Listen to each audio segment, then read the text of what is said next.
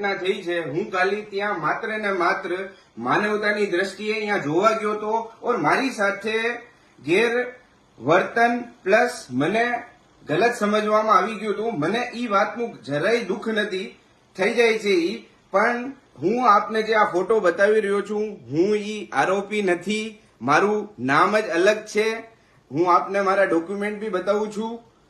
આ મારા ડોક્યુમેન્ટ છે. અંકિત સંપતલાલ સાંખલા મારું નામ છે. હું આપ બધાય મીડિયા પાર્ટનર જેટલા દેશ વિદેશમાં, રાજકોટના, ગુજરાતમાં આપ બધાને નમ્ર વિનંતી કરું છું કે આ વિડીયો જલ્દથી જલ્દ આપ હટાવો. આમાં મારી ઓર મારી ફેમિલીના માટે બહુ આ ખતરનાક સાબિત થઈ શકે છે.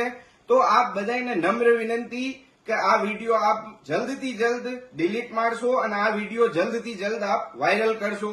ધન્યવાદ. સાદર જય જિનેન્દ્ર.